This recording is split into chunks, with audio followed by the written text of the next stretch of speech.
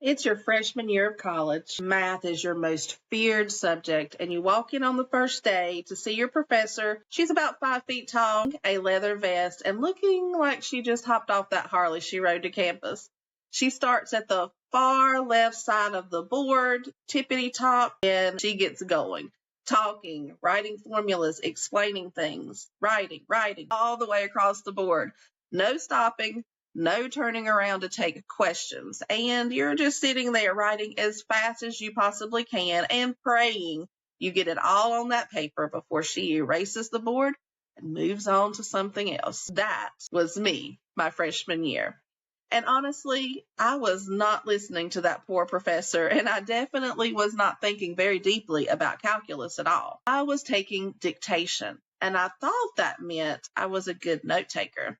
It took me until my sophomore year of college when I started taking education courses and learning more about how people actually learn and understand to realize that I had completely misunderstood the purpose of notes all along. And I'm pretty sure a lot of students are still making that same mistake. So what are notes actually for? Well, students often think this way. The teacher has the information, and my job is to get it all onto my paper. But that's not the goal at all. The goal is to create something that helps you later when you're trying to understand what you're learning, remember it, figure out what's important, and actually study from it. So instead of asking, did I get everything? Students should be asking, did I create something that I can learn from? Because having more notes does not really mean you learned more. It probably actually means that you were not listening and thinking during the session. You were just writing. And strangely enough, sometimes when you get less on the page, it actually requires your brain to do more. So I am going to be myth busting some common misconceptions about note taking. We're going to start with myth number 1. I have to write down everything. Kind of alluded to this earlier. That was absolutely me in that calculus class. I thought if the professor said it, I needed to write it. But one of the things we know from research comparing handwritten and typed notes is that students who type, they tend to capture a lot more information, which sounds like it would be better, but more words don't automatically mean more learning. Students who are writing by hand, they have to make choices. They have to decide what matters, what examples help me understand this, what do I need to come back to? And that's really important. You also do not have to finish your notes during class. I really wish somebody had told freshman Kylie this. You can leave some things blank. You can put a question mark beside something. You can write, come back to this, and then later you can use a textbook, the teacher slides, a friend, even AI to help clarify something and add it to your notes. Your notes can be a living document. They definitely don't have to be perfect when the bell rings. And going back and filling things in later can be useful because you're interacting with that information again in a different way. But now it's brought us to an entirely new version of this problem, which is myth number 2. AI can take my notes, and I don't need to. I love AI. I use it all the time. But we have to separate having information from learning and understanding information. AI can record a lecture for you. It can create a transcript, can summarize everything, organize it, make it look beautiful, but it cannot do the learning up here for you. And we're starting to get some really interesting research on this. One recent study looked at more than 400 students. They were about 14 and 15 years old. Some students took notes. Some used an AI language model, and some used both. When researchers checked what they remembered and understood a few days later, the students who had actually taken notes themselves did better than the students who relied on AI alone. This does not mean AI is bad. It means AI can help with your notes, but it shouldn't replace your thinking. I would much rather see a student take their own imperfect notes and then use AI to make those notes more useful later. For example, you can tell AI, here are my notes. What important idea am I missing? Or turn these notes into 5 questions my teacher will probably ask on the test. That's AI helping you learn. And it's very different from you listen to the lecture, you make the notes, I'll read them later. Because that leads us to the next huge mistake. Myth number 3. Looking over my notes is studying. I hear this one all the time. I've even made a video about it. I studied for an hour. Okay, what did you do? I looked over my notes. Looking at notes can be a part of studying, but if all you're doing is reading the same information over and over, you're just practicing recognition. You look at something and you think to yourself, yep, I know that. But then the test asks you to produce an answer without the note sitting in front of you or apply the information to a real world situation, and you're not able to do it. One of the strongest findings we have in learning science is that students remember more when they practice retrieving that information from memory. So you're not just looking at it. Let's think of an example. You're in science and you're looking at your notes. They say photosynthesis happens in the chloroplast. You need to cover it up and ask yourself, where does photosynthesis happen? In the chloroplast. Your brain needs practice getting information out, not just putting that information in again and again. That's actually why some note-taking systems are more useful than others. It's not because they make prettier notes, it's because they make you do something with the information. Now we're going to get to the part you can apply today. I'm going to give you 3 simple note-taking methods that I like. The first one is probably the most well-known system. Number 1, Cornell Notes. Cornell Notes divide the paper into a main note-taking area and then a smaller section beside it where you can put questions or cues to information. There's also usually a short summary at the bottom. What I really like is this question side. So let's go back to the photosynthesis example. Your notes might say, happens in chloroplast, uses carbon dioxide, water, and light, makes glucose and oxygen. Then on the other side, you put the questions that go with that information. Where does photosynthesis happen? What goes in? What comes out? Now your notes automatically become a study tool. You can cover them up. You can answer the questions. I always tell students to do this in reverse. So you want to cover it up and look at the questions, and then cover up the questions, look at the notes, and see if you can remember the question or the cue that went along with that information. And you're able to check yourself, and it becomes a really great study tool. This is what makes Cornell Notes really useful. System number 2, question, answer, example. I really love this way as well, because instead of asking yourself, what did the teacher just say? You're asking yourself, what question is the teacher answering right now? So, for example, the question might be, why did the colonists oppose the Stamp Act? The answer, they were being taxed without representation. The example, taxes were placed on newspapers and legal documents. Now you've done 3 things. You've identified the important question, the answer, and an example that will help you understand it. Later, you can cover the answers and try to retrieve that information yourself. System number 3, draw it or map it. Not everything is best explained in a paragraph or a bulleted list. Sometimes you can just use boxes, arrows, circles, little symbols that you come up with on your own will be fine. You don't have to be an artist.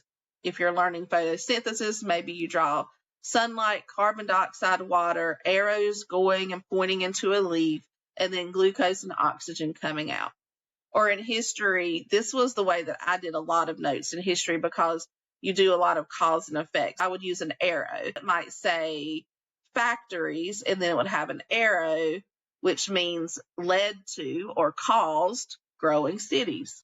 And then you could say growing cities and an arrow, and that stands for led to, and you just put crowded conditions. So you're almost using symbols to create your own little shorthand method of note-taking. All of this is important because it helps you show relationships. We're not just listing facts, but now we understand how these facts interact with each other and affect each other. And that's important because learning isn't just about knowing individual pieces of information. It's about understanding how those pieces fit together and then later being able to apply it to a real world situation. Now, your diagram that you created has become practiced too. You can cover up parts of it, you can redraw it and try to fill it in, all sorts of things you can do with that. The notes are only the beginning, and the real value does come from what you do with them afterward. And so here are the 3 things that I would do. Number 1, complete them. Remember, I said you don't have to get everything down on the paper in class, and you probably don't want to be the student that is holding up the entire class every 5 minutes to finish out something, because it can be really helpful for you to go back later when the class is still fresh on your mind and fill in those gaps for yourself. Maybe you clarify something you didn't understand, you add an example that you remember but you didn't have time to write down. Maybe you clean up something that you scribbled in a hurry. You are allowed to go back and improve your notes after class. In fact, I think that's a really great idea. Number 2, simplify your notes later on. Grab a highlighter. What are the few things here that I absolutely need to understand? Grab a pencil and circle the things that you don't quite understand. Not every sentence or piece of information on your notes deserves the same attention. What are the big ideas? What are the important questions? And what is it that my teacher keeps saying over and over again and emphasizing? These are the things that you need to make sure stand out. If everything in your notes looks important, then nothing in your notes is going to stand out to you as important to remember. So simplifying your notes later is an excellent thing to do. Turn your notes, this is the 3rd one, into something you have to remember. Again, this is where we were talking about covering up the side of the Cornell Notes, answering your own questions, redrawing a diagram from memory. And what I suggest doing with this is you redraw everything you can remember, then you go back to your notes and you grab a different color and you fill in the parts that you left out with a different color. And that is a signal to you that those are things that maybe need a little extra attention. You can close your notebook altogether, do a brain dump, same sort of thing, get everything out of your mind that you can remember, and then figure out what it is that you could not recall. Give that information extra attention. I also like the idea of making a 1-pager. So say you have pages upon pages of notes for photosynthesis or the American Revolution. I love, as you go, just making yourself a 1-pager of the most important things in whatever method works for you best, so that you really have the core of the content on 1 page that you can continue to go back to. So let's talk a little bit about typing notes. I think typing notes is great. A lot of schools are going to 1-to-1, every student having a laptop. I'm not against that. I'm not against digital notes. There are students who absolutely benefit from being able to type. It's faster, it's searchable. You can add things later to it, but I want to give students one rule. Again, you're not taking dictation. You're not creating closed captions for today's edition of Calculus, the show going on in front of you. Your digital notes do not need to look like a word-for-word transcript of everything the teacher said. So you want to use headings, short bullets, mark examples, maybe in bold or italics. You want to make yourself choose what matters. How about recording a class? If you're allowed to record a class, that can be very helpful. But I would like for you to use the recording to fill in gaps. Recording a class is not permission to just disengage and say, well, I got this under control, I'll listen to it later. Because I'll do it later does not always work out. You need to use that recording to go back to the notes that you took during class and figure out, what did you miss? What example do you want to hear again that you did not get to write down? You can add information to your notes. And I cannot finish this video without talking about AI again. What's the best way to use AI with notes? First of all, don't let AI do all your thinking first. I would use what I call the human to AI to human method. You take the notes, you let AI help you improve them, or you let AI help you study, and then you're the one doing the learning or fact checking what AI does. For example, you could tell AI, using only these notes, Create 5 questions that will help me practice, remember, and apply the most ideas. Or quiz me 1 question at a time and don't show me the answers until I try. Or what looks incomplete or unclear on these notes and help me understand it. Then you verify anything AI gives you just to be sure. Then you're going to close everything and see what you remember from your little study session. You just want to make sure that you're using AI to extend your thinking, not replace it. Even if you type, you're still going to get out some paper sometimes.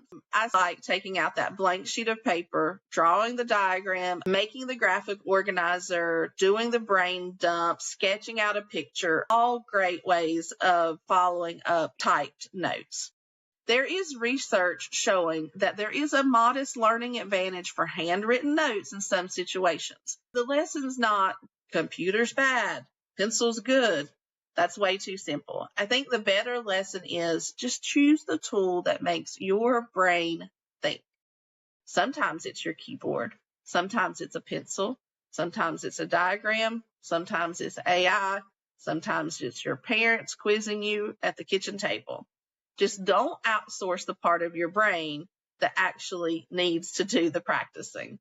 The next time you're taking notes, be sure you don't ask, did I get everything? That's what freshman Kylie definitely did, and it surely did not help me in calculus. Whew, I did a cartwheel when I received that C. Instead, I want you to ask, did I create something I can learn from? Don't try to write every word. Don't try to finish everything before the bell rings. Remember, you can go back and add, reorganize. You can get help from an outside source, and probably that's a great part of the learning process anyway. Eventually, the purpose of your notes is to help you think, understand, and remember when the notes are gone. If you want more practical strategies for studying, remembering, organizing, I am going to put the links to my Student Success Lab. This is a school community. It's completely free. It is geared toward teens or young adult learners, and you just get some helpful little tidbits of tried and true strategies. There's also a paid plan for $29 where you can get office hours with me and get real-time feedback. So you can check that out. And then I have my tutoring company called Student Success Collective, where we help pre-K through 12th graders and beyond if we need to with their core academic subjects, plus some fun things like American Sign Language, Spanish, and STEM classes. If you'd like to check those out, links are in the show notes. As always, live and let learn, and I'll see you next time.